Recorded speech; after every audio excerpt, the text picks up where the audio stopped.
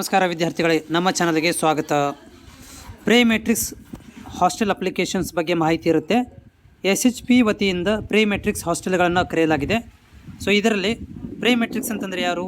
SSLC ತನಕ ಆರನೇ ತರಗತಿಯಿಂದ SSLC ತನಕ ಓದುತ್ತಿರುವಂತಹ ವಿದ್ಯಾರ್ಥಿಗಳಿಗೆ ಪ್ರೀ ಮೆಟ್ರಿಕ್ಸ್ ಒಳಗಡೆ ಬರ್ತಾರೆ. ಸೊ ಅಂಥ ವಿದ್ಯಾರ್ಥಿಗಳಿಗೆ ಒಂದು ಹಾಸ್ಟೆಲ್ ಆನ್ಲೈನ್ ಅಪ್ಲಿಕೇಶನ್ಗಳನ್ನು ಕರೆಯಲಾಗಿದೆ.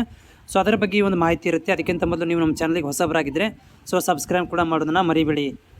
ಸೊ 6ನೇ ತರಗತಿಯಿಂದ 10ನೇ ತರಗತಿ ತನಕ ಫ್ರೀ ಹಾಸ್ಟೆಲ್ ಅಪ್ಲಿಕೇಶನ್ ಏನಾದರೂ ನಿಮ್ಗೆ ಬೇಕಾಗಿದ್ದರೆ, ಫ್ರೀ ಹಾಸ್ಟೆಲ್ ಅಪ್ಲಿಕೇಶನ್ಸ್ಗಳು ಬಯಸಿದರೆ, ಸೊ ಅಂಥ ವಿದ್ಯಾರ್ಥಿಗಳಿಗೆ ಆನ್ಲೈನ್ ಮುಖಾಂತರ ಅಪ್ಲಿಕೇಶನ್ ಹಾಕಲಿಕ್ಕೆ ಕರೆಯಲಾಗಿದೆ.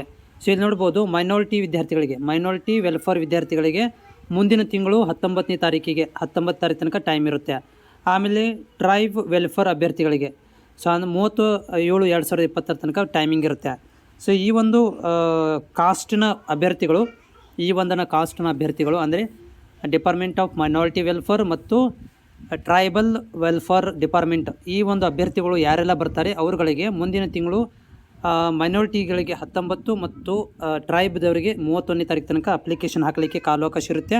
ಸೊ ಅಪ್ಲಿಕೇಶನ್ ಆನ್ಲೈನ್ ಮುಖಾಂತರ ಹಾಕಬೇಕು. ಸೊ ಅಪ್ಲಿಕೇಶನ್ ಹಾಕಲಿಕ್ಕೆ ಏನೆಲ್ಲ ಡಾಕ್ಯುಮೆಂಟ್ ಬೇಕಂತಂದರೆ, ಮೊದಲನೇದಾಗಿ SSP IDಯನ್ನು ಕ್ರಿಯೇಟ್ ಮಾಡ್ಕೋಬೇಕಾಗುತ್ತೆ. ಅದಕ್ಕೆ ಸ್ಯಾಟ್ಸ್ ನಂಬರ್ ಬೇಕಾಗುತ್ತೆ. ಸ್ಕೂಲ್ ವತಿಯಿಂದ ಸ್ಯಾಟ್ಸ್ ನಂಬರ್ ಸಿಗುತ್ತೆ, ವಿದ್ಯಾರ್ಥಿಗಳು ಅದನ್ನು ತೊಗೋಬೇಕು. ಮೊಬೈಲ್ ನಂಬರು ಮತ್ತು ಕಾಸ್ಟ್ ID ನಂಬರ್ ಬೇಕಾಗುತ್ತೆ.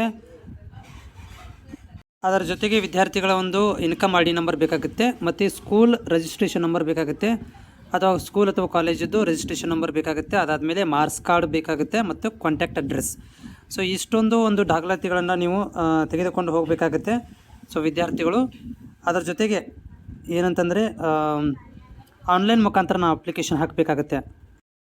ಅಪ್ಲಿಕೇಶನ್ ಹಾಕಬೇಕಂತಂದರೆ ಈ ಒಂದು ಭಾಗಕ್ಕೆ ಕ್ಲಿಕ್ ಮಾಡಬೇಕು. ಅಪ್ಲೈ ಅಂತ ಇದೆ. ಸೊ ಆ ಒಂದು ಭಾಗಕ್ಕೆ ಕ್ಲಿಕ್ ಮಾಡಬೇಕು. ಕ್ಲಿಕ್ ಮಾಡಿದ ಮೇಲೆ ನಿಮಗೆ ಈ ರೀತಿಯಾಗಿ ಪೇಜ್ ಓಪನ್ ಆಗುತ್ತೆ. Did you studied in scholarship account ಅಂತ ಬರುತ್ತೆ. ಅಂದರೆ ನಿಮ್ಮ ಹತ್ರ ಆಲ್ರೆಡಿ ಸ್ಕಾಲರ್ಶಿಪ್ ಅಕೌಂಟ್ ಇದೆಯಾ ಅಂತ ಇದ್ರೆ ಅಂತ ಎಸ್ ಅಂತ ಹಾಕಬೇಕು, ಇಲ್ಲಾಂದರೆ ನೋ ಅಂತ ಹಾಕಬೇಕು.